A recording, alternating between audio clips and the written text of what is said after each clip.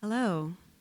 So, as is our tradition in the low-res program, we begin with a poem or prose, in this case, lyrics, to begin and set our tone. All right, I gotta be able to read this. We're playing those mind games together, pushing the barrier, planting seed, playing the mind gorilla, chanting the mantra, peace on earth. We all been playing those mind games forever. Some kind of druid dude lifting the veil, doing the mind gorilla. Some call it magic, the search for the grail. Love is the answer, and you know that for sure. Love is the flower. You gotta let it grow. So keep on playing those mind games together. Faith in the future, out of the now. You just can't beat on those mind gorillas. Absolute elsewhere, in the stones of your mind. Yeah, we're playing those mind games forever, projecting our images in space and in time. Yes is the answer, and you know that for sure. Yes is surrender. You gotta let it out. You gotta let it go.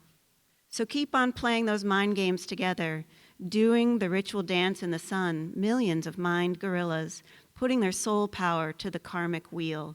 Keep on playing those mind games forever, raising the spirit of peace and love. Love, love. I want you to make love, not war. I know you've heard it before. It was 1973 when John Lennon, also the year that, it was 1973 when John Lennon wrote that, Mind Games, also the year that Michael and I were born. Lennon said it was originally called Make Love Not War, but that was such a cliche that you couldn't say it anymore. So Lennon wrote it obscurely, but it's all the same story, he says. How many times can you say the same thing over and over? And Lennon says, I was trying to say, no, just keep doing it. So it is my great pleasure to welcome Michael Rakowitz here tonight. Rakowitz, I'm just tongue-tied. Michael is an incredible friend, an incredible human being, an incredible artist, and educator and mentor. Michael is a husband, a father, a son. He is a cook. He is so many things. Michael loves baseball and the Beatles. And I just can't say enough. I told Michael I was going to write something that would be both witty and eloquent, but I couldn't do that tonight. So instead, I'm going to tell you all the things that Michael is in between the lines, but I'm also going to say Michael Rakowitz is an Iraqi-American artist working at the intersection of problem solving and troublemaking. His work has appeared in venues worldwide, including dOCUMENTA 13, which I got to see and it was incredible. MoMA, MassMOCA, Castello di Rivoli Museo d'Arte Contemporanea, Palais de Tokyo, the 16th Biennale of Sydney, which he made at Totlin's Tower the same year I made a remake of Totlin's Tower.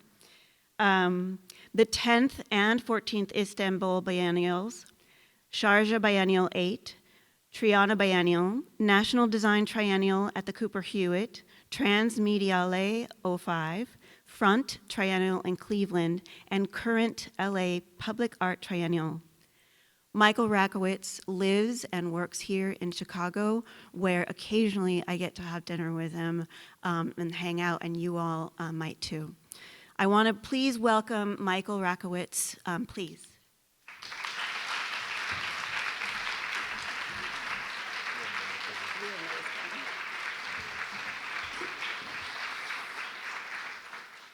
Wow. I mean, can we just end there?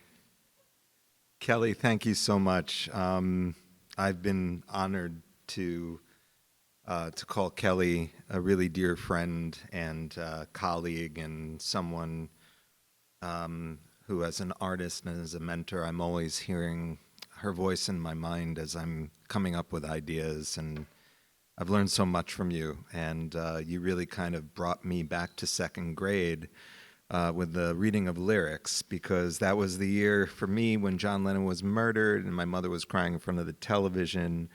And she was crying in a way that I hadn't seen since my grandfather had died. And I asked her what was wrong. And she said, John Lennon was murdered. And I said, who's John Lennon? She said, he's in the Beatles. And I said, who are the Beatles? And she looked at me like I was an alien. And the next thing I knew, we were up in her bedroom where the turntable was. She handed me this record that was like super colorful, Sgt. Pepper's. You know, needle hits the vinyl, and she turns over the record, and she says, the lyrics are right here, and it's a story from the first word of the first song and the last word of the last song. And so, you know, in second grade is when you start learning poetry, and you start to memorize poetry. So everybody else is doing like Shel Silverstein and whatever else, and I'm up there in front of the second grade class going, I want to be your lover, baby. I want to be your man. Love you like no other, baby, like no other can. So this was a great intro. Thank you. Thank you. So it's a pleasure to be here. I want to thank everyone. Aliza, I want to thank Kelly. I want to thank Aaron. Thanks for having me here. We're going to go through some work and then hopefully end with a little bit of an object experiment. But we're going to start with a landscape. But this is not just any landscape, and what you're seeing before you no longer exists. It is like still being able to see the light from a star that died long ago. This is a date farm in Hilla, Iraq, that was destroyed in the aftermath of the US-led invasion of Iraq in 2003. Let me couple this image with a prophetic saying, a house with a date palm will never starve. At first, it seems that this must simply refer to the fruit of the tree, which is ubiquitous in the Mesopotamian landscape. But it is about all the elements of the palm, the nutritious dates, the shade that's cast, the fallen leaves that are used for woven furniture, and finally, the wood that can be used to expand the house as the family grows. All these elements sustain life in its smaller unit, the household. And so this one phrase is like the first essay on landscape architecture. Let's put some people in front of those date palms. My story begins with my mother's family, Iraqi Jews who were forced to leave Baghdad in 1941, eventually emigrating to New York. This photo shows my grandfather Nisim bin Ishaq Daoud Betaziz with his family, so large that they extend beyond the frame provided by the desert oasis backdrop. Beginning in the 1920s, my grandfather owned and operated an import-export company called Davisons & Co. When he moved to the US, so did his company. The company closed in 1963, and my grandfather died in 1975. So when I look at this photo in its damaged state, it's hard not to see it as a result of their violent departure. While no one took a knife to this image nor tore it in anger, it bears the stress of movement, of the forced removal of my ancestors from a city they adored, a culture to which they felt they belonged, and the movement from place to place until they found a new home.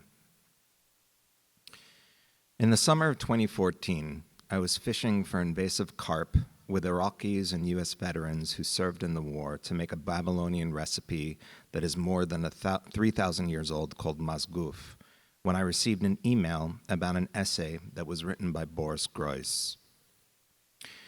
The essay was published on eFlux and was titled On Art Activism. It featured an image of my ongoing work, Parasite, which consists of custom-built inflatable shelters that I make for unhoused people that attach to the outtake ducts of a building's heating, ventilation, and air conditioning system. The warm air leaving the building simultaneously inflates and heats the double membrane structures. The material culture of this project, using rubbish bags and weatherproof packing tape, reflected the urgency of the situation and would serve as the material ethos with which I would approach much of my work. What I didn't anticipate about this essay was the way it would bridge my work in public space with my work in museums. In the essay, Groys writes, quote, "Our contemporary notion of art and art aestheticization has its roots in the French Revolution and the decisions that were made by the French revolutionary government concerning the objects that this government inherited from the old regime. A change of regime, especially a radical change such as the one introduced by the French Revolution, is usually accompanied by a wave of iconoclasm. One could follow these waves in the case of Protestantism, the Spanish conquest of the Americas, or the fall of the socialist regimes in Eastern Europe. So this is an image of, from 2015 of Daesh, also known as the Islamic State, destroying this Assyrian Lamassu that was built in 700 BC and stood sentry at the Nergal Gate of Nineveh under King Sennacherib, protecting the Assyrian kingdom. This is an image that affected me deeply as the child of two post-Holocaust Jews, and it excavated the lesson I learned that when books burn, people burn too. Groys continues, quote, "The French revolutionaries took a different course. Instead of destroying the sacred and profane objects belonging to the old regime, they defunctionalized, or in other words, asceticized them. The French Revolution turned the design of the old regime into what we today call art, i.e., objects not of use, but of pure contemplation. This violent revolutionary act of aestheticizing the old regime created art as we know it today. Before the French Revolution, there was no art, only design. After the French Revolution, art emerged as the death of design." And so I'm left to wonder about what happens when we render something like the protective deity of the Lamassu useless. The death of design happens in two ways. Its reduction to pebbles, as seen here in March 2015, when Daesh destroyed the archaeological site of Nineveh, and it is also rendered useless at imperial museums like the Louvre, where the Lamassu are held hostage after their extraction in the mid-19th century, politely aestheticized and violently referred to as antiquities or ancient, to disconnect them from the continuous lineage of people to whom they belong, the Iraqis, and more directly, the Assyrians, who still speak their language and practice their traditions. The rendering useless of useful objects, first seen in Duchamp's ready-mades, is a radical undoing. But there's one work of Duchamp's that bears direct relationship to my practice. It is a piece I first learned about in 2013 through my friend Anna Pravatsky, who produced a fabulous project, a cocktail called the Ghostess, that was a feminist version of a multiple Duchamp designed for an exhibition in Paris. Using 30 very rare and special herbs, the cocktail was described as an essence that would join desire and etiquette, the primal and the mannered, without tension or conflict, inducing a state of balance and making the drinker feel satiated. Duchamp's original version was a candy wrapped in green foil, upon which were printed the words, "A guest plus a host equals a ghost." Many of my projects investigate the culinary as a way to build the social, and I've often thought about the intersection of hospitality and hostility, which derives from the Latin auspice, meaning host, guest, or stranger. Auspice is formed from ostis, which means stranger or enemy. Armed with this etymology and art history, and inspired by Anna's project, I've come to use the term ghosting as a way of identifying those moments when one is held in a space of tension, where one is a guest but also an enemy, or where a host can become hostile. My introduction to this Duchamp piece happened long after I had enlisted papier-mâché derived from the wrappers of Middle Eastern foodstuffs found in the U.S. to build the artifacts that comprise the invisible enemy should not exist. So it was also a discovery that added a new dimension to my own understanding of this series and its materials. And of course, more broadly, the signification of the everyday in my work owes some debt to Duchamp and even to Warhol for the ways in which they opened up what is considered valuable or deserving of elevation. But the way I make use of quotidian stuff especially points back to provenance, which is central to archaeology, where something is from, who may have used a certain tool, the agency of an object, and the stories it can tell, all this is important to me. In August of 2004, I discovered a large red can of date syrup at Sahadi Importing Company on Atlantic Avenue in Brooklyn. Sahadi's was one of the stores my grandparents frequented when they first arrived in New York. Finding this can was special. Date syrup in my family had always been made by hand by my grandfather before he died. After his death, our freezer full of jars made by him lasted many years. After we finished the last one, my mother had to settle for store-bought brands that came from California or Israel, which never had the depth or complexity of my grandfather's. My mother would joke they filter it too much, almost like they're trying to whiten it, an insufficient substitute. When I brought the can of date syrup to the cash register, the owner, Charlie Sahadi, said, "Your mother's going to love this. It's from Baghdad." I looked at the label, which was clearly marked product of Lebanon. And that's when he told me that the date syrup is processed in the Iraqi capital, put into large plastic vats, and driven over the border into Syria, where it gets packed into unmarked tin plate steel cans.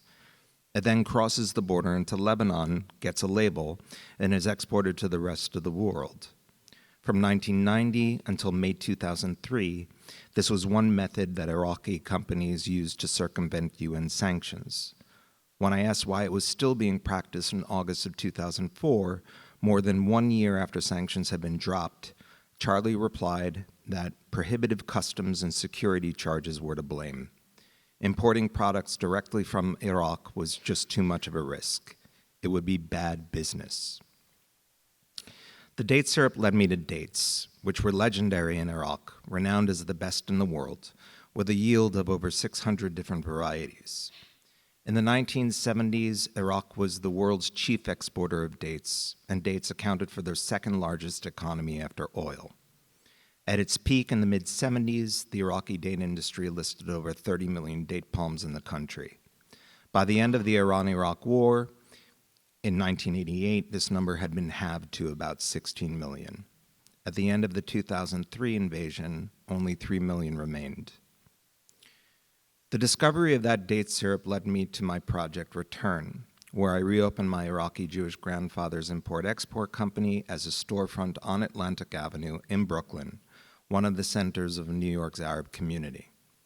Together with Sahadi Fine Foods, whom I was able to get interested in my bad business as good art, I signed a deal with an Iraqi company, Al Fares, to import 1 ton of Castello dates from the city of Hilla. The subsequent narrative of the date's ill-fated journey to the U.S. mirrored the plights of hundreds of thousands of Iraqi refugees as they waited in a line of cars that was 4 days long at the Jordanian border, only to be sent back and forth to Baghdad, then finally Damascus, where the Baghdad-based company determined the dates had spoiled.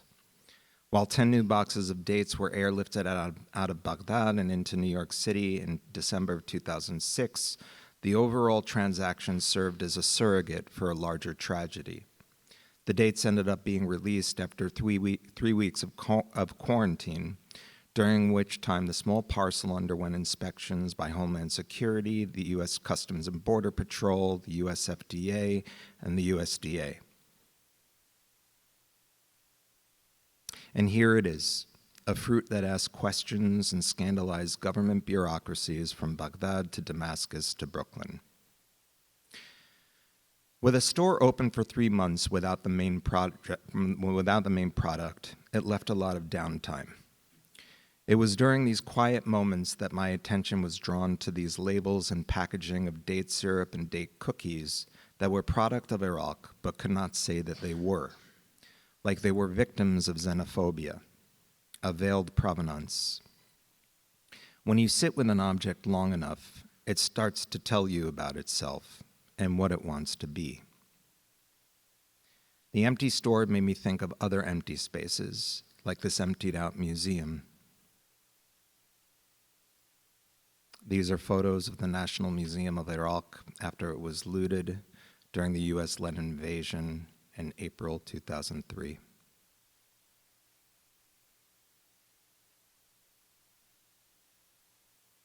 I started to research the databases of the items believed to be missing, stolen, destroyed, or of unknown status in the aftermath of the looting.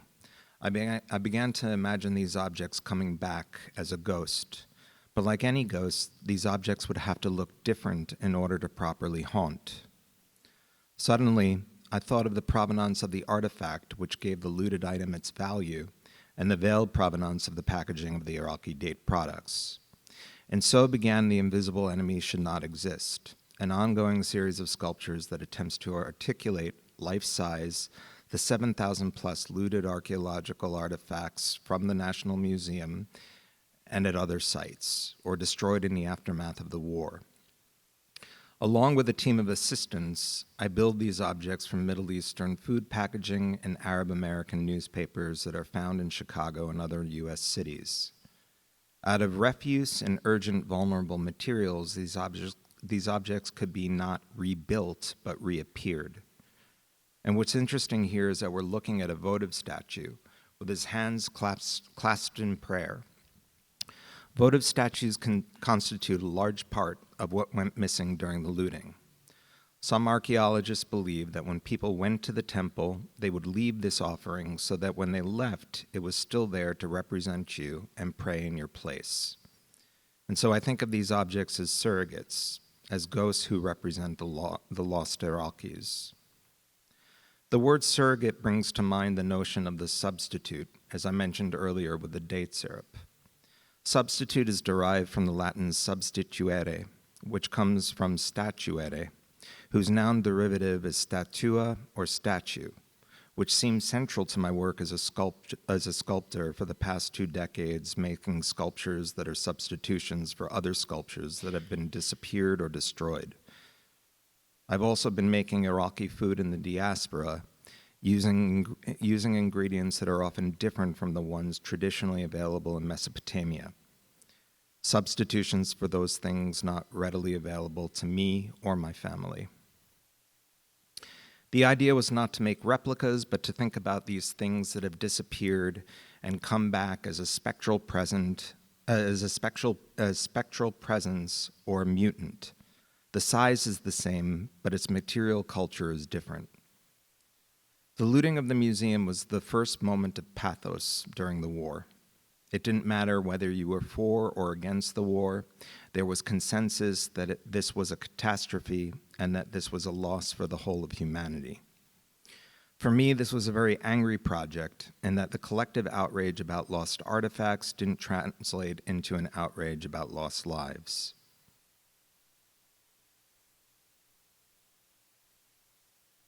And so this is one of the databases that is at what was formerly called the Oriental Institute at the University of Chicago. It's been renamed as the Institute for the Study of Ancient Civilizations, which I guess is somehow better.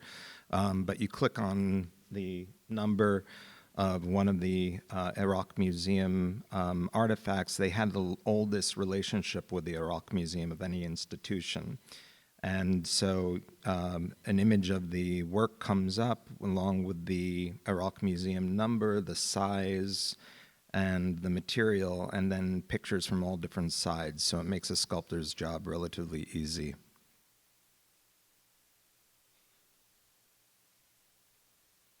And so another thing that happened in the exhibition of these works was to work with the idea of the accession label, or the caption, and to actually use that as a site through which new histories could be explored. So instead of there being a paragraph about how the object was used, there would be quotes from different people who were reacting to the looting. So this is from Fiorella Ippolitoni Strica, who says that the war had the single positive result of awakening international interest for this culture. And then another quote, this one is from Satan's favorite poet, Donald Rumsfeld, who says, "Let me say one other thing. The images you are seeing on television, you are seeing over and over and over. And it's the same picture of some person walking out of some building with a vase, and you see it 20 times and you think, my goodness, were there that many vases? Is it possible that there were that many vases in the whole country?" And then information from someone like Dr. Dani George Yukhana, who was the director of the museum at the time, who gives insight into how these artifacts were looted and why. And he says here, this piece has a very nice story. It was taken by 2 young men during the looting. They took 9 very nice pieces to their houses. They came to us after the looting and they said, don't ask for our names or addresses. We were in the museum at the time of the looting. We felt very sorry because we could not stop anything. Then they decided they would take things and bring them back when it was safe. And they did it. As soon as we had the American soldiers protecting the museum, they brought back the 9 pieces. And so there's a suite of 4 drawings that tell a story alongside the exhibition of the artifacts on a table. And this one is called The Ballad of Dr. Dani George, and it explores his story, which I found completely fascinating. So Dr. Dani George served as president of the Iraq State Board of Antiquities and Heritage and director general of the National Museum in Baghdad. In the aftermath of the museum's looting, he worked tirelessly to help recover some 50% of the missing items. However, because the museum continues to be a soft target for insurgents, international policing agencies from Kuwait and Iran to Japan, Italy, and the US are for now retaining any confiscated museum objects. Under Saddam Hussein, Dr. George took part directly in archaeological excavations in order to avoid Ba'ath Party meetings.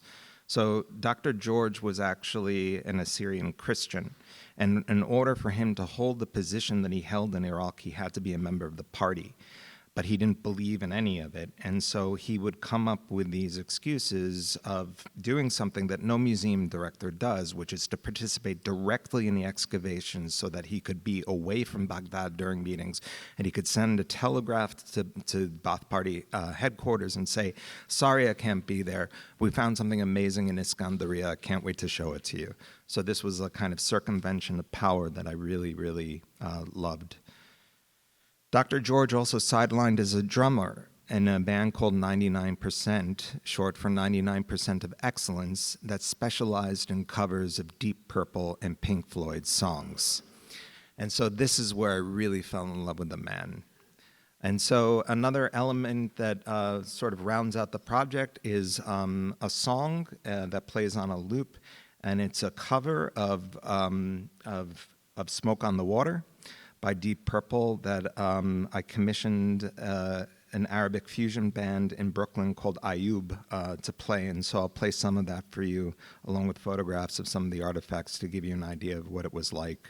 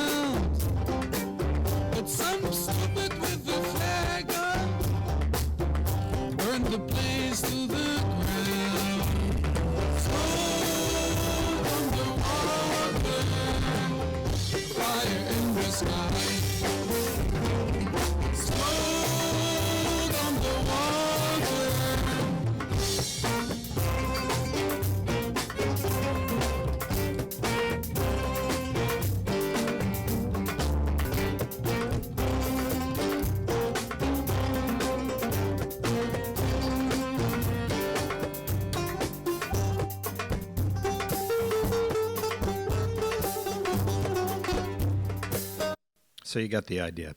And instead of the Blackmore guitar solo, you have Tarek Al-Bushi, who is playing this incredible bouzouki solo, and the whole thing cascades into more chaos. So after receiving a letter with a bullet enclosed from extremists who threatened to harm his family if a ransom was not paid, Dr. George resigned his post, fleeing to Syria in August of 2006.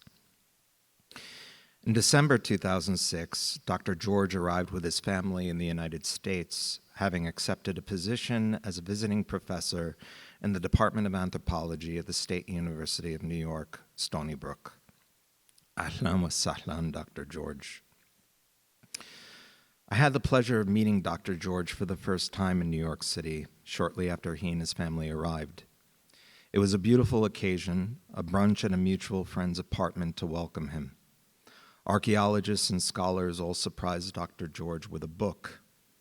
It turns out that when he fled, he had to leave behind his library of precious books on the archaeology and history of Iraq. Each invited guest brought a copy of one of the original books so that Dr. George could recreate the library he lost in Baghdad and Stony Brook. Another substitute. When Dr. George met me, he was grinning ear to ear about the project. But his first questions were not about the artifacts. It was about his secret history as a rock and roll drummer.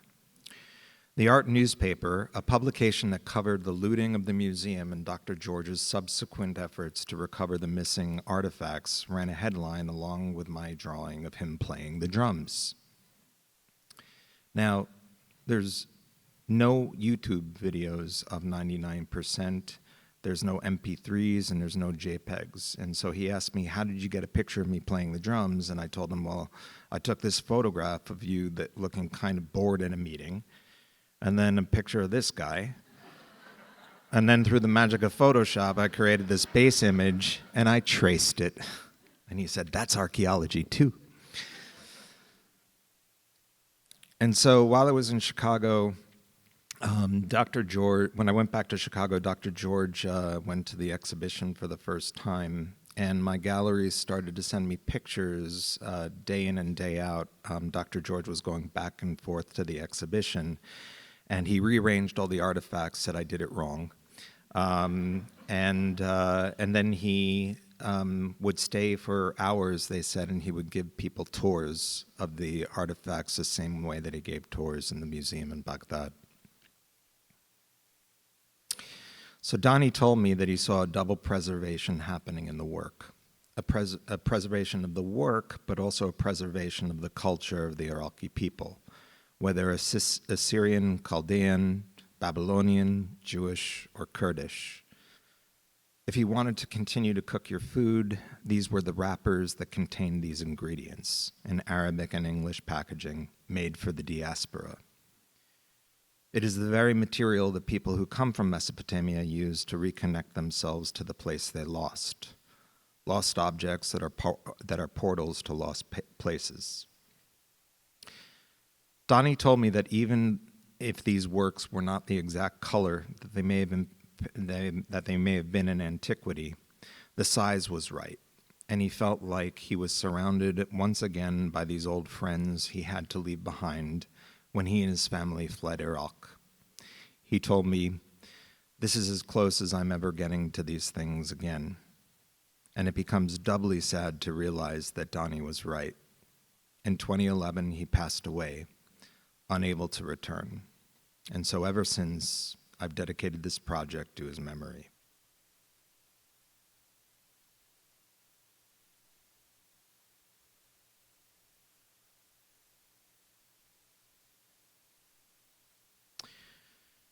So let's look at another landscape as backdrop.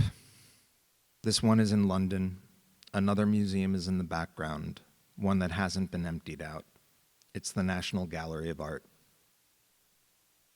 In front of the museum is Trafalgar Square.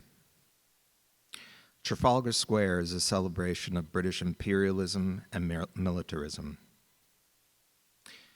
And so there is a public art commission that happens on this fourth plinth, which is an empty plinth.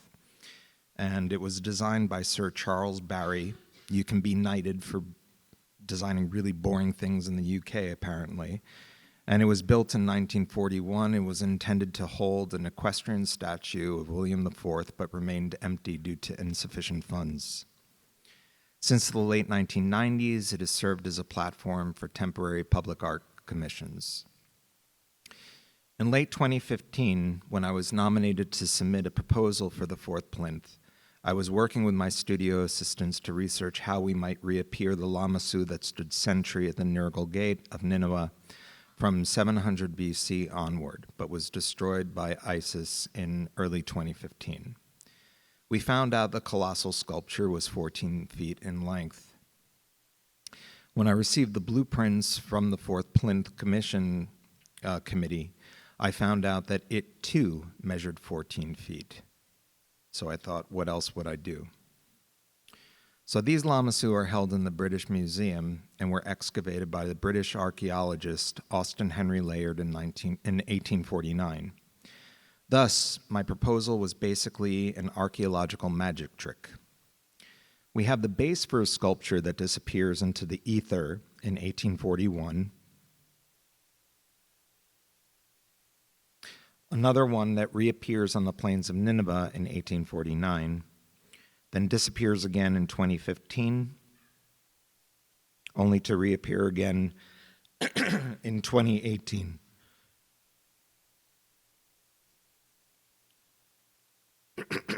As part of the proposal, the jury asked for details on how the sculpture might be made in a way that can withstand all four seasons. Up until this point, all my work from this series was made using paper mache, and I knew I would need to choose a sturdier material. The date syrup just kept coming back as this product that was suffering from xenophobia in a way. The reasons for using the date syrup cans were myriad. They have these beautiful graphics and strong colors, but I also knew that since they are metal, they would be able to stand up to the British weather. So this is the second house can that I showed you before. And then this is Basra date syrup. This is the most popular brand that you can get in England on places like Edgware Road. And we all know where Basra is in the south of Iraq. This is a photograph that's actually used by the Iraqi date ministry to illustrate harvesting methods, and it says product of the Netherlands. And I've never seen a date palm growing in Holland. So these are photos of the unveiling. And here's the beast, made of 10,500 cans of date syrup. The salvage of date syrup cans in this work makes present the human, economic, and ecological disasters caused by the Iraq wars and their aftermath. If you look at the ancient Assyrian panels held in places like the British Museum or the Metropolitan Museum of Art, you will see that many of the friezes have date palms in the background with fish in the river, a lush ecology that has been devastated by the war. I became interested in the non-human lives, plants, and animals that can't speak for themselves. It starts to fold in these different aspects, the cultural, human, and natural tragedies. The reconstruction of the Lamassu set on the fourth plinth allows an apparition to haunt Trafalgar Square at a time when we were witnessing a massive migration of people fleeing Iraq and Syria. I see this work as a ghost of the original and as a placeholder for those human lives that cannot be reconstructed, that are still searching for sanctuary. And so when we look at the Lamassu on the fourth plinth in Trafalgar Square, maybe for the first time in human history, we are all seeing the same ghost at the same time. It is a monument and an admonishment. And unlike the many Lamassu kept inside the British Museum, this recreation, or rather reappearance, stands outside with wings raised, looking southeast towards Parliament and towards the Foreign Office where the decision to invade Iraq was made, but also looking past them towards Nineveh, hoping to return in the future. With so many date syrup cans, a question arises. What about all that date syrup? And so in collaboration with Iraqi chefs and other cooks in London and around the world, including my mother, we extended the space of the statue of the fourth plinth into cupboards and bellies by producing a cookbook. And so it becomes a way to taste the sculpture. And so here are just a few spreads. It includes people like Rim Kassis, who has this incredible book called The Palestinian Table. My recipe for mazgouf, which I make with a date syrup marinade. My mother's recipe for gaimar, which is a clotted cream normally made from buffalo milk, and you serve it with date syrup drizzled on it, as well as Alice Waters, who concocted a recipe for a date galette, especially for this cookbook. And so hopefully, this is the kind of thing that can breathe new life into an image like that.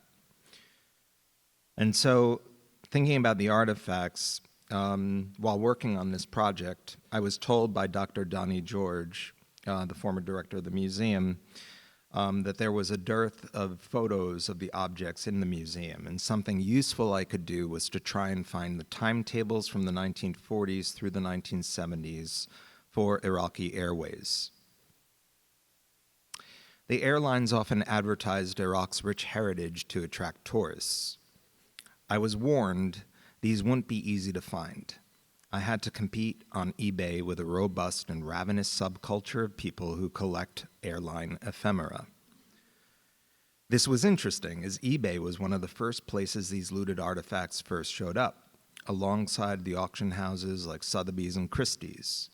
Those auctions on eBay were soon shut down, and ever since, Mesopotamian antiquities, and there's that word again, are almost illegal to list. So I became an eBay obsessive, and still am, constantly looking for fragments of a missing Iraq. I soon learned about what wasn't monitored, what Iraq apparently didn't want back. I came across this, Christoffel's silverware made for Saddam Hussein and used in his palaces when he was hosting guests. Also available were plates made for him by the same countries that sold him weapons, like Wedgwood china from the UK, Limoges from France, etc. Around the same time, in 2011, I was invited by Creative Time to collaborate with chef Kevin Lasco at Park Avenue Restaurant on the Upper East Side of New York City. This was meant to be a relatively small intervention with the restaurant, which had done a lot of in-kind work and catering for Creative Time. The project series also included Marina Abramovich, Paul Ramirez-Jonas, and Janine Antoni. I thought about what it meant to intervene in a restaurant of this stature, and something I had begun to notice was the way the menus in places like Park Avenue always listed the provenance of the ingredients, telling you where the arugula comes from or the farm where the beef is harvested from. It's a way of making the diner feel good, and I wanted to make the diner feel bad. So I told the chef, Kevin Lasco, that I didn't care what he did. I just wanted him to make a dish using Iraqi date syrup and to say so on the menu. Great, he said. And this was a conference call, by the way. What do Iraqis make with date syrup, he asked. I told him about a dessert called dibis warashi, a paste made by mixing equal parts of date syrup with tahini, kind of like an Iraqi Nutella. Wonderful, he said. I'm going to serve venison on top of the date syrup mixed with tahini, so it's like the American deer hunt meets the Iraqi date harvest. Fantastic, I said, and it's going to be served on 18 plates that were looted from Saddam Hussein's palaces that I bought on eBay. There was dead silence on the telephone. And after about 15 seconds, the restaurant's PR person said, I think we're going to get a lot of attention for this project. And so there were two sources from whom I purchased the plates on eBay. One was an Iraqi refugee living in Michigan whose father was a high-ranking officer in the Republican Guard, and the other was an American soldier who acquired the plates from a flea market on a U.S. base where he learned that after Baghdad fell, Iraqis looted Saddam Hussein's palaces, taking chandeliers and installing them in their homes, using his pseudo-thrones in their own sitting rooms, and using his dishes. So it became a dispersal of the symbols of power. The sweetness of the date syrup, the bitterness of the surface upon which the dish is served, the way in which it got to the diner's table set up a kind of troubled triangle of taste for the diner's tongue. It is a dish that has the potential to fill the stomach and turn it at the same time. 2 days before the project was supposed to end, Creative Time and Park Avenue Autumn received a cease and desist letter from the State Department on behalf of the Iraqi mission to the UN, requesting the plates be turned over to the Iraqi ambassador since they were seen as Iraqi cultural property. I considered this the perfect ending to the project. My only request was to be present to film the handover, since some of the recovered artifacts that were looted from the Iraq Museum have been handed back to Iraq in repatriation ceremonies. So this video, this next video details some of that, as well as the context in which the project was then mediated. Best new thing in the world today is obviously the end of the Iraq War. Defense Secretary Leon Panetta saying today in Baghdad that Iraq is now fully responsible for directing its own path. The war ending as it should. Iraq now becoming its own sovereign country without our flag flying over it anywhere, without our troops anywhere in it. That's easily the best new thing in the world, maybe this decade. But there's another Iraq story that is ending as it should. It doesn't beat the end of the war, but it's pretty good. This fall, a Chicago-based artist got together with a New York City arts group and a restaurant. They put together an ambitious, big-thinking art project. They found on eBay dinner plates believed to have been looted from Saddam Hussein's palaces after the U.S. invasion. They bought the plates, and as an interactive art installation, they served on Saddam's flatware and plates venison with tahini and date syrup and pomegranates. The project was called Spoils. The artist said he wanted diners to think about how the plates got to their table. Quote, "This is about the symbols of power in that regime that have now come into the ownership of the populace that were living under Hussein," he told the New York Times last month. But you can't just buy Saddam's dinner plates on eBay. Not legally, anyway. When the art group was formally notified that the plates really belonged to the Iraqi people and needed to be returned, they agreed to give them up. So earlier this week, in what the New York Times described as a strange but cordial visit, the artist helped the U.S. Marshals pack up the plates so they could be delivered to the Iraqi mission at the UN. By Tuesday afternoon, the plates had made their way to D.C., where Iraqi Prime Minister Nouri al-Maliki was in town to meet with President Obama. The plates were then scheduled to fly back to Iraq with Maliki on his private plane on Wednesday, which is to say this ambitious, big-thinking art project ended as it should have. The Iraq War is over. Iraq is a sovereign nation. And one of the very small things that means is that they get their stuff back, too. Now it's time for the last word with Lawrence O'Donnell. Have a great night. If only it was that easy. So for me, this project became a lesson in how a minor object can tell a major story and offer a counter-narrative to the insidious Bush-era program of nation-building and its myth. Indeed, these were Saddam's plates aboard then the Iraqi Prime Minister's plane, being ceremonially repatriated to his country. So this is the New York Times from Thursday of that week, December 15th, announcing the end of the Iraq War. On the top left, Obama welcoming some troops home, and then there's a little picture of the plate on the bottom there. So before the plates were repatriated, I took high-resolution photos of them so that I could make paper plate replicas that are given to customers who order food from another project of mine called Enemy Kitchen. Enemy Kitchen is a fully functional food truck on the streets of Chicago. We haven't brought it out since 2018, so the COVID interrupted a lot of that. That features Iraqi refugee cooks and U.S. veterans of the Iraq War serving as sous chefs. In this way, the power dynamic in Iraq is inverted as Americans now take order from the Iraqis. And so before anybody says, you got the Iraq flag wrong, there's 3 stars, not 4, that's the Chicago flag in Iraqi colors. And so this is our motley crew. The Enemy Kitchen makes Iraqi culture visible in the U.S. beyond war to produce an alternative discourse and social space. And helped by my mother, this project has also included workshops where we teach Baghdadi recipes to different audiences, including students at New York City's Hudson Gill Community Center in 2006, where many of the students had relatives serving in Iraq, but few outlets to discuss the war. But this project goes back to a more distant time. In January of 1991, I witnessed Iraq for the first time in real time via CNN's green-tinted images, night vision, of buildings in Iraq I would never get to visit being blown up by American bombs.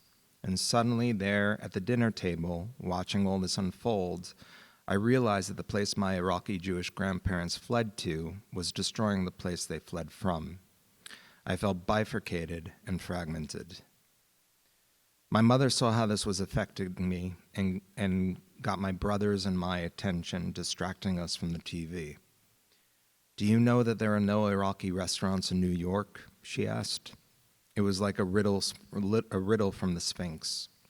Later, I understood what she meant, that Iraq was not visible in this country beyond oil and war. Our whole history was under attack, and everything we knew about Iraq was suddenly a counter-history. I grew up hearing enchanted stories of the Iraqi capital from my grandmother, towers that sang the time, which ended up being the minarets, scorpions in the basement, majestic date palms. My grandmother's stories were threatened, and in many ways have been working ever since to save them. This moment would serve as a primal scene that inspired Enemy Kitchen as the drum once again began to beat towards war with Iraq in 2003. And so this is like a typical Shabbat meal. That's my mother on the left. My dad doesn't always look that disappointed in me. And he actually makes a really, really good amba salad, so he's part of the whole thing. So this is tabit, which I'll talk about a little bit later. This is minhasha, which is basically dolmas, stuffed grape leaves. This is kabakari, which is lamb with squash. So when I think about the hands that make the food, I think about one of the rituals that's developed on the Enemy Kitchen food truck. And so when you make an Iraqi kebab, you use a skewer and you shape the ground lamb around the skewer with your hands. So the veterans would shape one part and stop that hand, and Iraqi would shape the next part, and they move up the skewer together. The imprint of the negative space of this fist, not holding a weapon but activating and shaping culture, made me realize that eating this food was like a strange communion, ingesting these kebab sculptures that are effectively produced by the hands on both sides of the cataclysm. Keeping this in mind, I paid closer attention to the implements that were coming into contact with the food. It was a deeper dive into provenance, the hands that make the food, the hands that make the things that help make the food. And the knife I'm holding in this picture is a jambia knife that was made for Enemy Kitchen by Haidar Sayed Musin. Haidar was known as the best metalsmith in Baghdad and was conscripted without any possibility of declining as Saddam Hussein's personal sword maker. Since Hussein's removal, Haidar has taken on projects that are more resonant with his desires as an artist. In this picture taken from Al Jazeera, he is designing the doors to a mosque. The continuation of these practices, whether cooking or metalsmithing, is something that I see as a moment of resistance to disappearing, as a form of survival. I think about molds and the possibility of casting those practices of cultural continuation, transmissions of ideas and craft as opposed to constant resource extraction. And so for me, this knife that Haidar made for me was one of atonement. I first saw the jambia knife wielded in this photo of the Farhud, the violent dispossession of Jews in Baghdad over 2 days in June 1941, largely the result of nationalist mobs aligned with Nazi Germany. This traumatic event was what caused my family's departure from Iraq. The emergence of nationalist ideologies in the Middle East, whether it was Zionism or Arab nationalism, put them and other Arab Jewish communities in an impossible situation. The continuation of these okay, so I already said that, sorry, this is a double image. And so it becomes important to speak about the people who have molded my practice. This photo shows my grandmother, Renee Shamoun, here in the center, and to the left is her sister Marcel, and to the right is her sister-in-law Leonie. In 2013, I was invited to perform Enemy Kitchen for an exhibition in Dubai, a place in which the project would not be able to explore the same frictions as in the US. So I said to the organizers that I would instead like to introduce Iraqi Jewish cuisine as a way to reanimate the identity of Arab Jews, an identity I'll talk about a little bit later, in opposition to dominant narratives about the erasure of our culture. I decided to call the restaurant Dar al-Salh.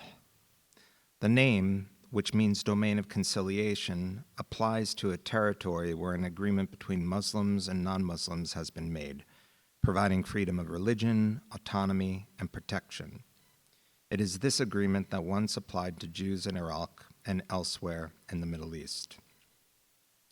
When the municipality of Dubai told us we could not have the words Iraqi Jewish cuisine printed on the storefront because it posed too much of a risk, I realized that their censorship was an opportunity for poetry.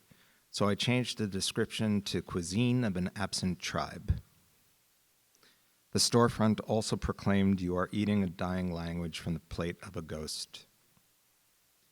This is a photograph of my grandfather Nassim on the right and his younger brother Salim on the left. Jews were once Arabs too. Their exodus from Arab lands is one that has been propagandized and mythologized by nationalist narratives. Dar al-Salh sought to be a time machine, traveling to a not-too-distant past that could also be a better future, to reactivate a space where there was harmony when Jews had not yet been forced to abandon their Arab selves, before Arab Jewish populations were caught in an impossible position between opposed nationalisms.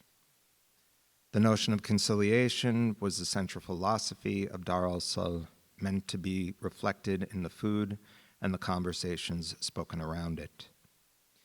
Ella Shohat, who was teaching in Abu Dhabi at the time, was one of my co-hosts. Ella is an Iraqi Jewish professor of cultural studies at NYU who wrote an essay called Reflections of an Arab Jew that I read during my first year of art school.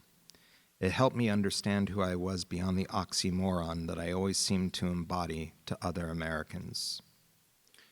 Something Ella pointed out was that the term Iraqi Jewish cuisine was a bit of a construction, as many of our dishes are shared across different Mesopotamian communities in what is now Iraq.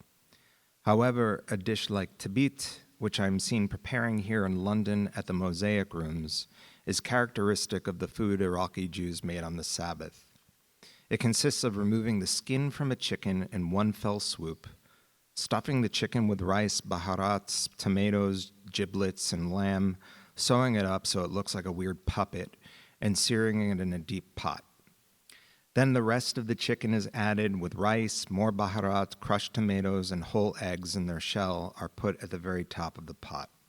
Then the lid is placed on top of this incredible ecosystem of flavors, and it is set upon the stove on a low flame before sundown on Friday. It cooks for almost 24 hours and is eaten as a lunch when returning from synagogue on Saturday. When it came to considering the dishes the food were served from, I thought about the Iraq Museum, the looted objects, and those useful objects kept in vitrines parted from their function. I wanted to break the vitrine and use those things, to repatriate them with their intended purpose. So let's go back to that Boris Groys essay. Quote, "We've all read about ghosts, vampires leaving their graves, and other undead creatures walking around cemeteries at night. We have also seen movies about a night in the museum. When nobody is looking, the dead bodies of the artworks come to life. However, the museum in the daylight is a place of definitive death that allows no resurrection, no return of the past. The museum institutionalizes the truly radical, atheistic, revolutionary violence that demonstrates the past is incurably dead. It is a purely materialistic death, without return. The aestheticized material corpse functions as a testimony to the impossibility of resurrection. Actually, this is why Stalin insisted so much on permanently exhibiting the dead Lenin's body to the public. Lenin's mausoleum is a visible guarantee that Lenin and Leninism are truly dead.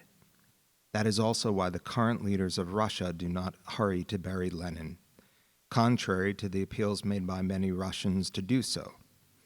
They do not want the return of Leninism, which would become possible if Lenin were buried. So I acquired the vessels the food was served from different sources. 20 some odd trays, bowls, and platters that were brought out of Iraq by its Jewish citizens who felt pressured to leave. They were only allowed to bring what they could carry. Most of the ceramics did not survive the journey, but the metal did.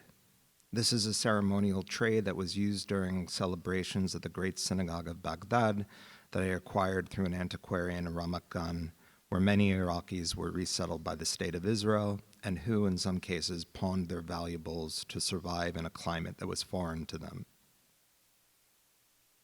The restaurant also hosted Tuning Baghdad, which provided a rich soundtrack for the dining experience. This is an ongoing project initiated by independent curator Regine Basha, who was another of my co-hosts and collaborators on Dar al-Salh.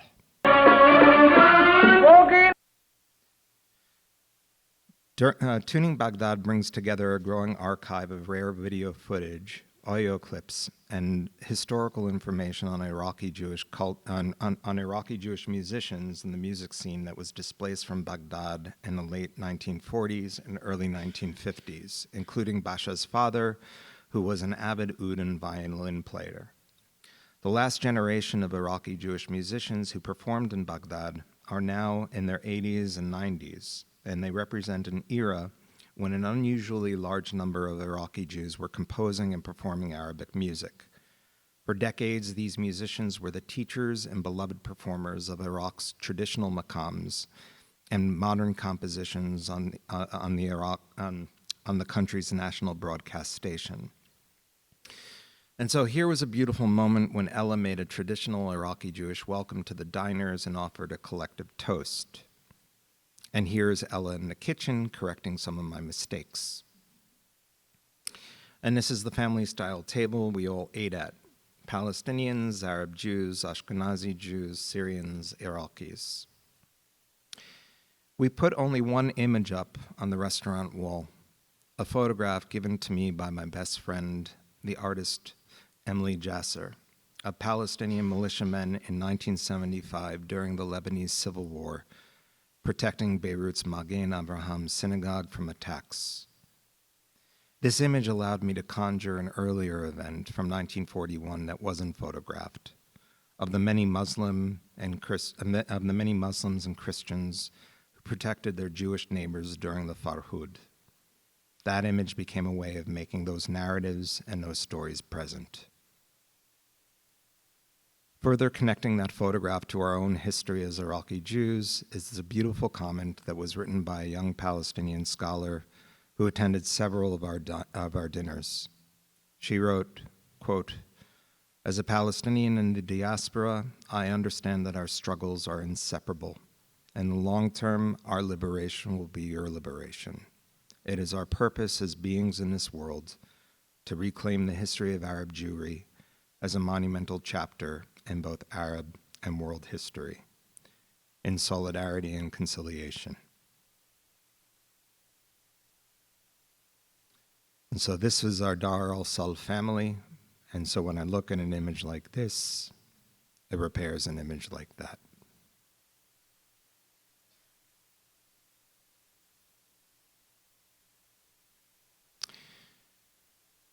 The events of this past year and the genocide of Palestinians that we are witnessing have been amongst the most chilling and times that I've witnessed in my life.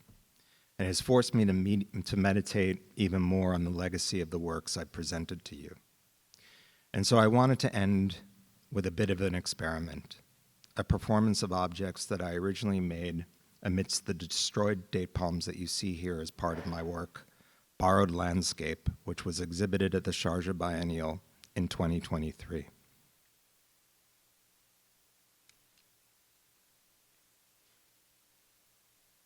Hala hala bitkum, welcome. It is wonderful to see you. Unfortunately, in recent years, it's become harder for me to see text, and so if you'll excuse me, I'm going to read this address wearing a pair of spectacles that are more than 80 years old and once belonged to an Iraqi Jewish man from Baghdad.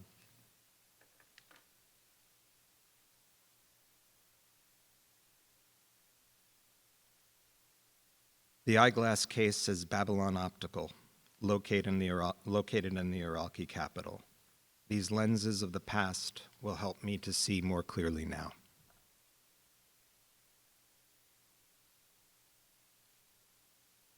It's gotten to the point where I want to disappear. Every morning, as I wake up alongside my wife and my children, I am faced not with the possibility of a new day, but with anxiety and the increasingly frequent comments and emails that I receive condemning my use of the term Arab Jew to describe my identity. These attacks come from strangers as well as people whom I believed to be allies and friends. Some from ardent right-wing Zionists, some from Arab nationalists. The term Arab Jew is one that I grew up hearing my mother use to describe who we were. Not simply Iraqi Jews, or Baghdadi Jews, or Babylonian Jews, Arab Jews. The first time I came across it being used by someone outside of my own family was in 1992, during my sophomore year of art school.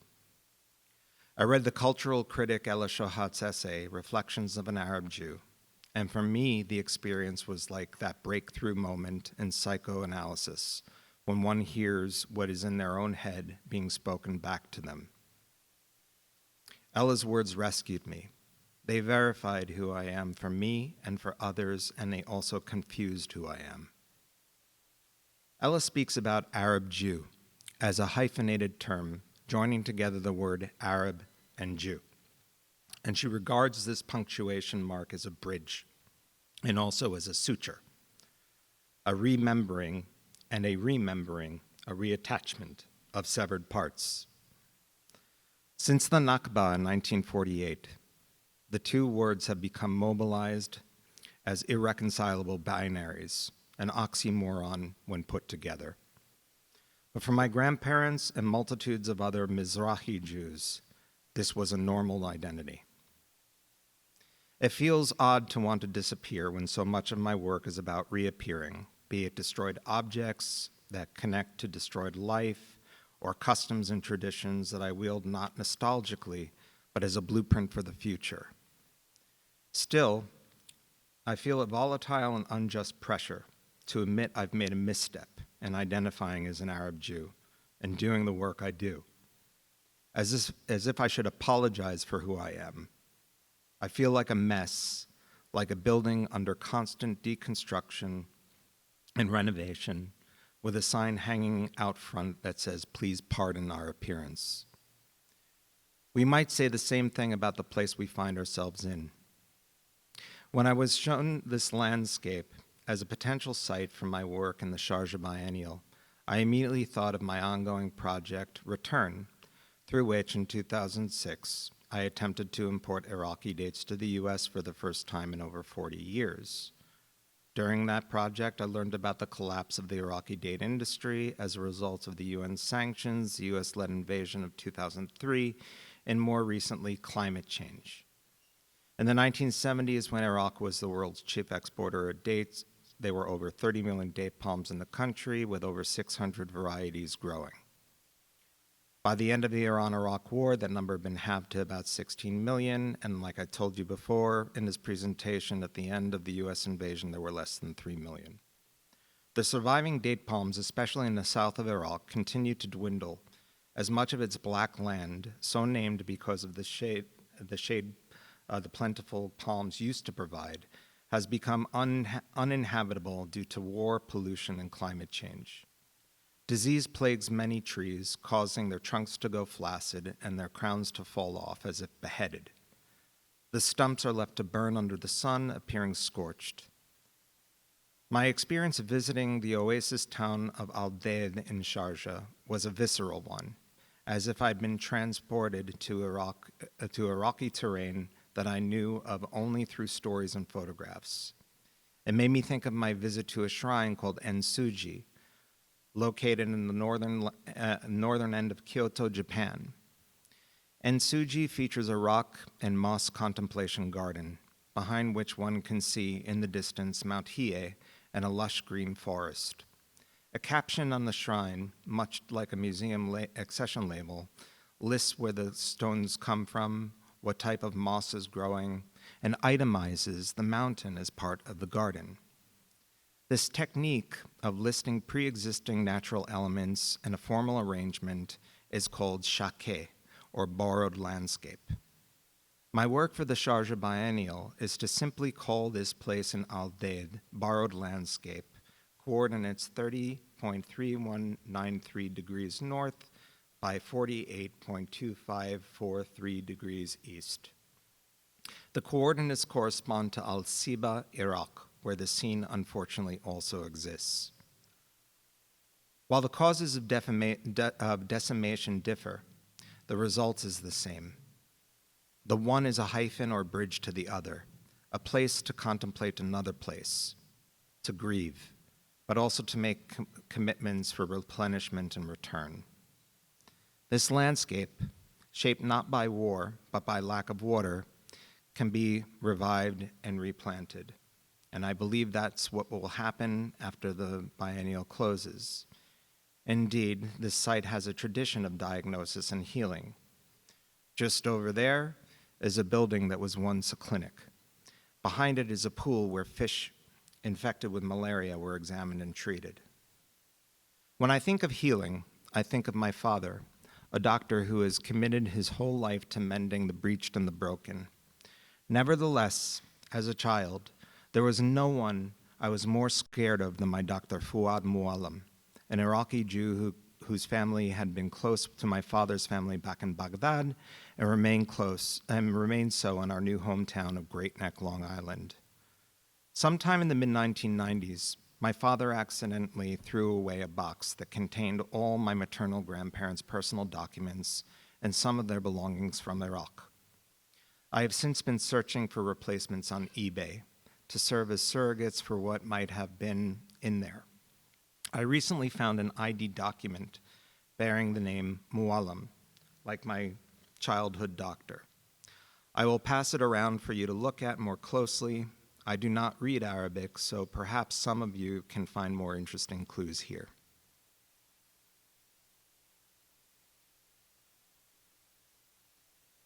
Also on that discarded box were my grandparents' exit documents. Here's another substitute I bought off of eBay, a placeholder for the ones my grandparents, my mother, and her siblings used when they finally left Iraq permanently in 1947 after living 6 years in India. Most of the Iraqi Jewish population would not exit the country until the 1950s. The laissez-passer was a symbol of the Taskit al-Jinsiyya, the relinquishment of Iraqi citizenship required for departing without the possibility of return. As Ella Shohat explains, the Zionist pressure to dislodge Jewish communities in places like Iraq and end the Gola, or the diaspora, on the one hand, and the Arab nationalist gradual equation of Judaism with Zionism on the other, brought about the eventual parting of Arab Jews from their homes.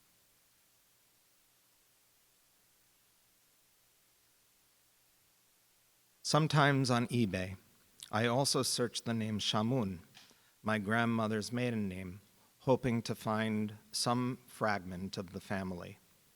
Recently, I found an Iraqi Sidara hat, which was introduced in the 1920s and was very fashionable up through the 1970s.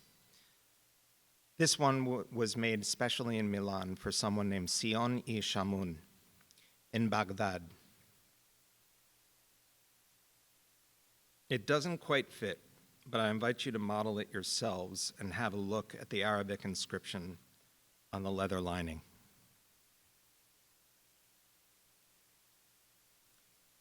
A pair of search terms I have plugged in on eBay as a poetic wish is Iraqi time and Mesopotamian time. Each search yielded a pocket watch. This one, made by David and G.S. Abdu, Jewish watchmakers in Baghdad, is broken, time interrupted. This other one, made by the Mesopotamian Watch Company, with offices in Baghdad and Basra, still works. Time keeps ticking, but it requires a daily turn of the dial to ensure the possibility of the present and the future.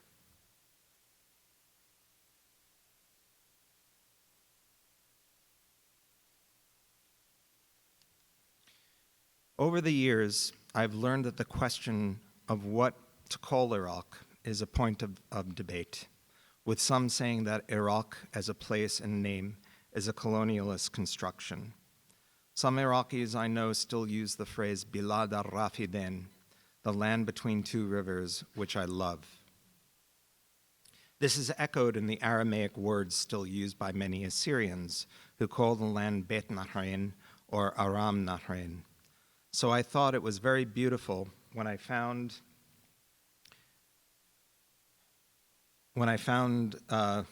what was described as the person who sold it to me as an amulet.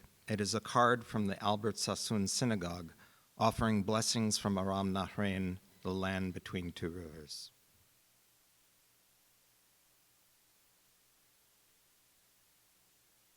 So what are we doing here with all these things? I'm still figuring it out, but I believe in the power of certain objects to tell stories, to be witnesses. Magical meaning projected onto objects is something that I probably first experienced as a child during the Passover holiday, when at the Seder meal, or as Iraqi Jews call it, the shatacha, there is a symbolism for all the food on the table. The hard-boiled egg represents the hard and boiling times in Egypt. The salt water into which one dips parsley is the sweat and tears of the enslaved Hebrews. Crushed walnuts mixed with date syrup, Ceylon, simulates the mortar they used to construct the Pharaoh's buildings. So every now and then I wonder if we can consider the Passover Seder the first conceptual art performance, good enough that people decided to do it again every year. So in a world that forecloses the right to return for Palestinians, for Arab Jews, I will end with a Passover Haggadah, or prayer book, that was printed in 1935 in Baghdad. In it, I have found two wine stains whose shapes remind me of the Tigris and Euphrates rivers. The prayers are in liturgical Hebrew, but the smaller text here, the instructions on what you're supposed to do to prepare the house and the meal, is different. This language is often called Judeo-Arabic, yet there was actually no such thing.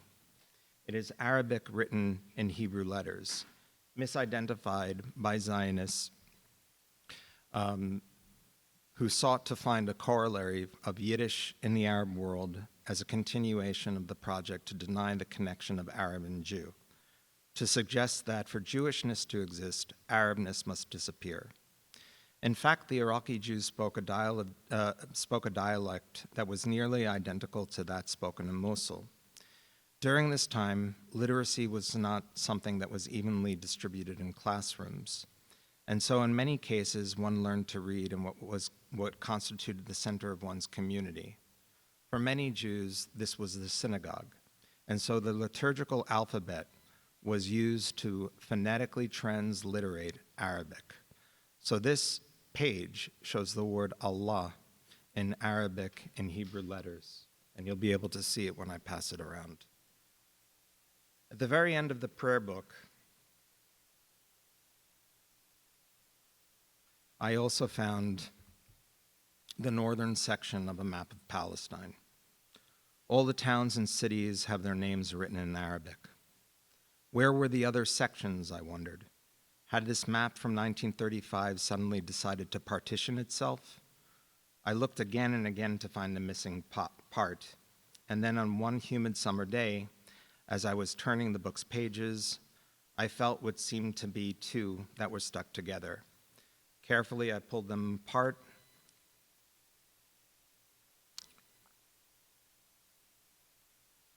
to reveal the second part of the map of Palestine. I'm still searching for the southern section.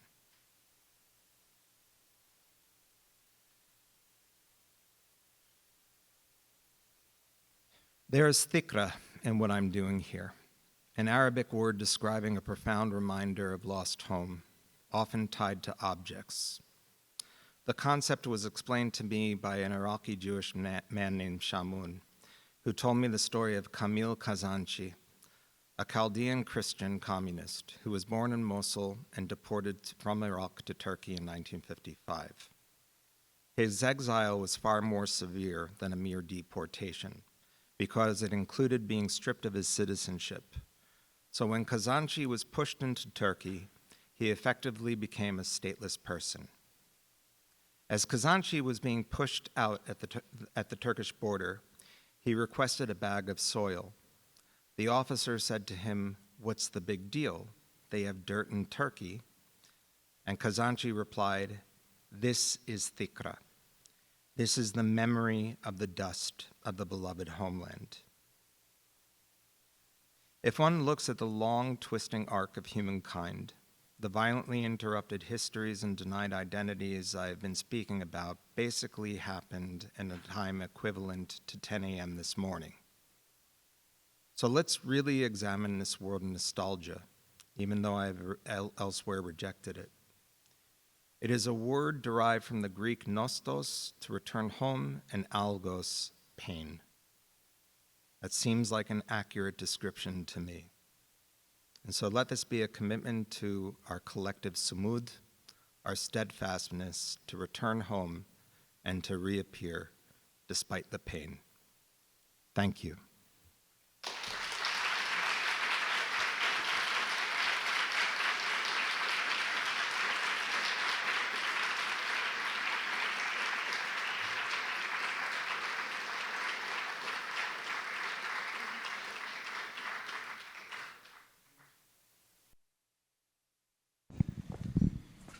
We do have some time for questions.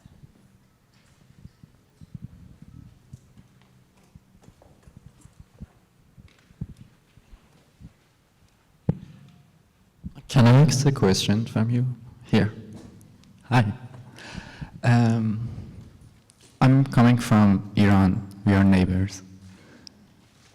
And since the start of the presentation, since I got here, I was asking myself that what I'm doing here, and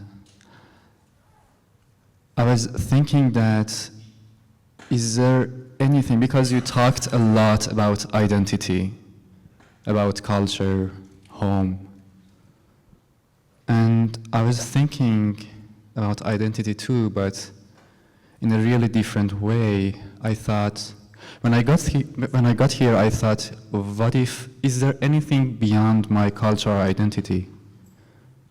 Or should I live with this Iranian identity in my whole life, wherever I go? I'm an Iranian artist or immigrant. So I was seeking to see if there anything beyond this cultural, political identity as a human being, if I can find anything out of this box as an artist. And I'm really curious to see what's your opinion. Thank you. ممنونم. Is it a question? So the question is... The question is, what do you think about this point of view of identity? Is there anything for you beyond the cultural or political or regional identity as a Middle Eastern artist? Can we think of anything else, like how can we approach to that state of being beyond all of these labels? Well, I think that's one of the beautiful things about art is that it has the capacity to hold many different avenues of exploration and what we choose to do. This is where I've found myself operating, and it may not be the place that I operate from forever. The conditions of my life, growing up at the time that I've grown up and witnessing what I've witnessed has created an urgency for me to try to do things that, I'm always kind of wondering and struggling through if it's even operating well enough as art and as form. So I have those questions myself all the time. what is it beyond these motifs of identity and these kinds of lived experiences that I could explore as an artist, but I also feel like this is work that I can't not do right now. But I also applaud, artists who want to completely move away from this. So there's many different ways of making work, and I feel like that maybe sounds like a trite answer, but I do feel as though, that there's also a real freedom in demanding that art not do any of the things that I'm doing here, but I think that there's room for all of that. This is what I've chosen, to do. And like I said, it may not be what I choose to do forever, but I also do think that there's, oftentimes what we're seeing destroyed in front of us is culture, and it's not just when museums are looted or it's when archaeological sites are destroyed, it's when entire generations of families are wiped out in a bombing. If we think about all the things that we have the comfort of viewing here, in this place, there's a not so indirect line that connects it to people who are being made uncomfortable somewhere else. So for me, the ability for art to sometimes be able to show something invisible like power is part of the magic, of making work, of making something invisible visible, or making something appear that you might not expect. That's kind of where I am, but it's also a series of questions that I ask myself all the time. That I also know that I'm not completely tethered. Even though I'm anchored in my family's history, I'm not tethered to it. That there are other places that I go with my work. I don't know what else to say. That was really beautiful.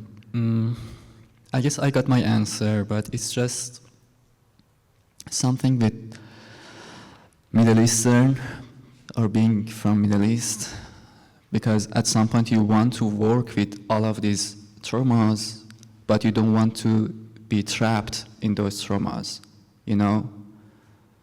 That's where I am right now. I'm thinking. And nobody should ever dictate to you what kind of work you're to make as an artist, getting rid of even the label of how it is that you define yourself, So that is also something to be wary of. And so sometimes the industry of art education does a really good job of basically essentializing people, and so I think that that's something that people have to be on guard about as well.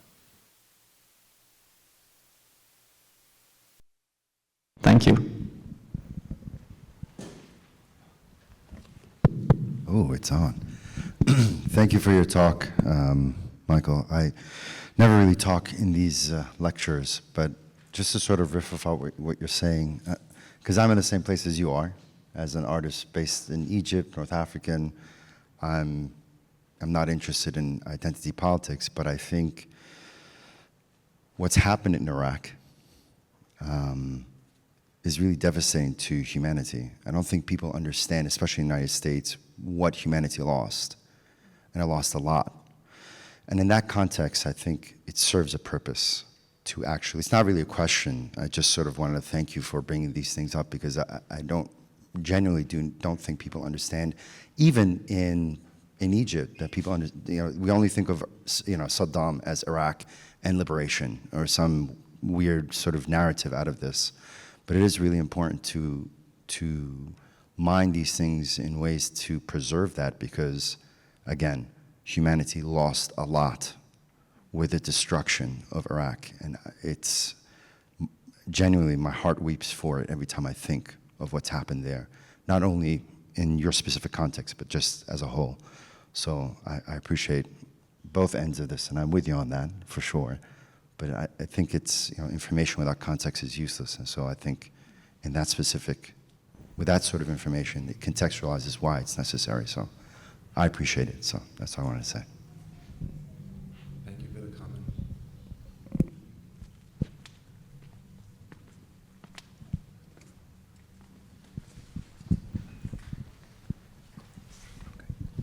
Hello. I have two things that I'd love to hear you say a few more words on, so pick either one you want. The first one is your mother. There was the way that you talked about her noticing you watching the Iraq War images and feeling the need to come to you and to divert you somewhere. Finding out that you didn't know about the Beatles and feeling the need to like bring to you that knowledge and share what she knew. When you bought the date syrup in the store and the man who owned the store said, you know, your mother's going to love this, and that was important that, you know. And so I just wonder more about your mother. There seems to be this incredible awareness and seeing that she has and feeling that she has. And I love that. And then the second thing is at the very end, you talked about these objects you were passing around as being witnesses. And you talked so much earlier on about ghosts and kind of the objects you were making and ghosts. And I wondered if the words ghost and witness if you have more thoughts on their relationship or how you think about the two of them. No, thank you for both of those thoughts. Well, I mean, what I'll say about my mother is she's clearly the biggest influence on my practice. You know, nobody has shaped what I am as a human and or who I am as a human and who I am as an artist.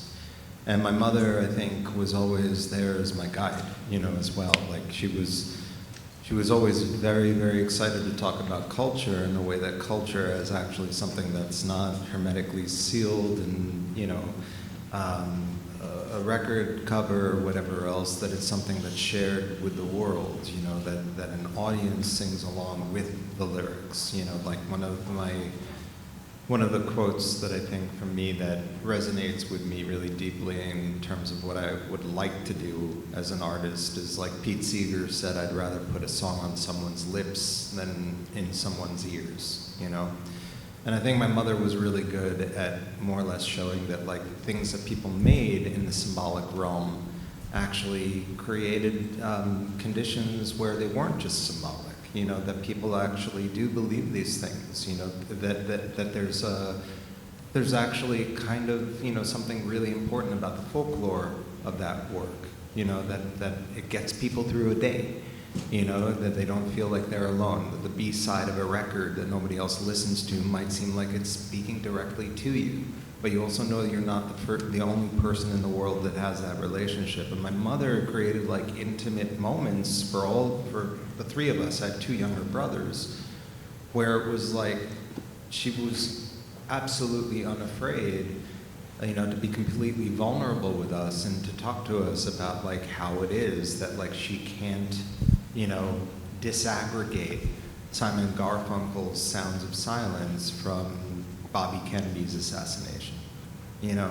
So there's certain things like that where you get to learn from somebody else, like, you know, I know exactly where I was when I heard this song, you know? I remember when I first saw that painting, you know? So those kinds of things, I think, you know, again, it sounds trite to talk about those things sometimes as art educators and as artists, but like, I think we sell ourselves short sometimes when we don't realize what it means to be a viewer, what it means to be a listener. You know, my mother, I think, is, like, I call her a guide. You think about a guide in a museum, but like, that is such an important undertaking.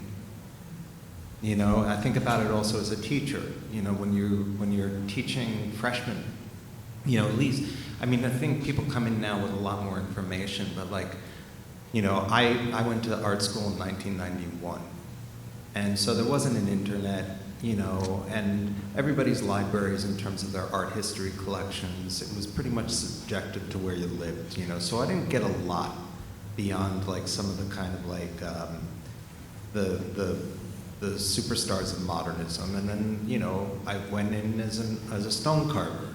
I wanted to be Michelangelo, you know, but then like, in freshman year, you have my sculpture teacher telling me that Namjoon Pike, you know, came up with this quote that if Michelangelo were alive today, he'd be a video artist. you know? And to talk about video as like a form of sculpture, you know, but you need someone to make those connections. My mother was the one who did that, or is the one who does that still, you know? So that for me is also like witnessing the way in which she kind of created the conditions of the family, you know, to really fall in love with things and to be obsessed in our love for things and to love deeply. You know, that's something that I feel when I look at art, and I try to feel when I make it. The other part of your question about ghosts and witness, I mean, I think, you know, ghosts are often connected to me also through like, you know, not just witnesses, but also like monsters. You know, and I think about that a lot recently in some of the newer work that I've been doing, that like when we think about monsters, you know, I've been examining this word monument, you know, which shares an etymological root with monster, that it comes from the Latin monere, which doesn't mean simply to remember, it means to warn. You know, so the idea of like the monument as a warning and the monster as the warner, you know, the entity that was sent down from the heavens to warn mankind, you know. So in a lot of ways, these objects for me, you know, do kind of attest to something, you know, that in them, they hold a certain amount of power and connection. You know, so me telling you the provenance of like who wore the glasses is important, even though I don't know the names of the men, you know. And this is something that like, you know, my son loves Marvel movies. And so like in Doctor Strange, there's this great scene where like Baron Mordo is like dueling him to make him practice, and he's like explaining that what he's using is a relic. And relics, you know, are objects that take on the power that is too much for us to hold in our own bodies. You know, so sometimes when I think about objects of witness, they sometimes take on some of that extra work that we can't.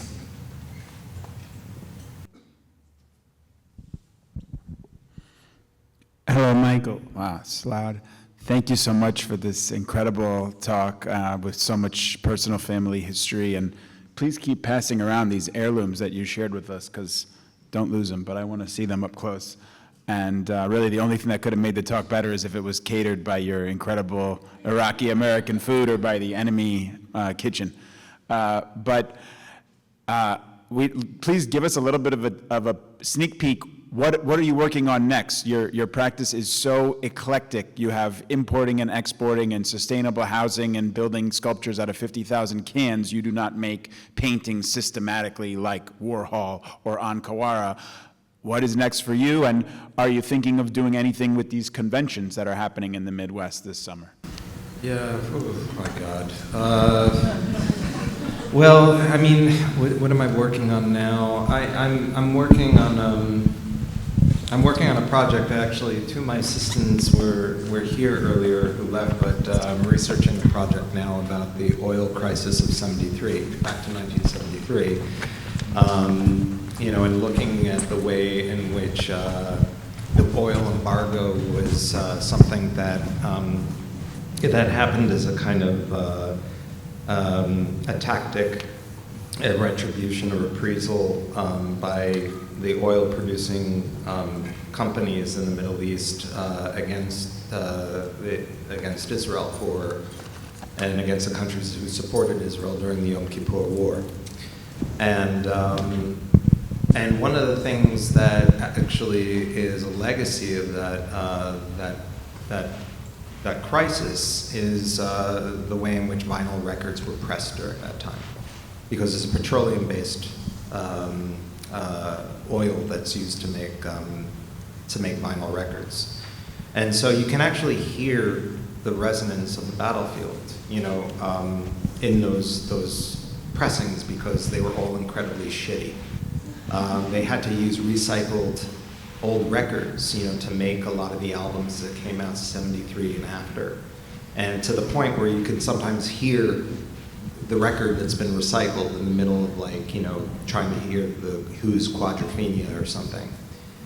So I'm working on something about that now that's going to be a sound-based work, and also the establishment of a radio station. That's about the only solid project that can really talk about right now. But in terms of the conventions, I mean, I don't even know. You know, it's hard for me to really even like put one thought next to another. I mean, this whole year has felt like triage, you know, teaching at university and teaching under conditions where you have these administrations that are gaslighting students and creating or taking away spaces where protests can happen, with the kind of draconian methods that are being followed not only by university administration but also by Congress calling in university presidents. You know, so everything is felt as though I can't even like think about something to do on that realm other than to you know, create an environment or a condition in the classroom or in discourse that will allow for people to find one another and to support one another and to not feel alone, because I think that's one of the things that we're facing, is that there's a real divide and conquer approach to the way that a lot of the things that we're seeing with our own eyes we're being told that they're not happening.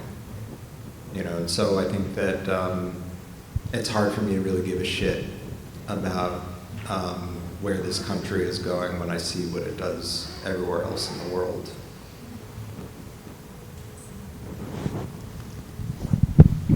We are unfortunately out of time. Sorry for going on so long.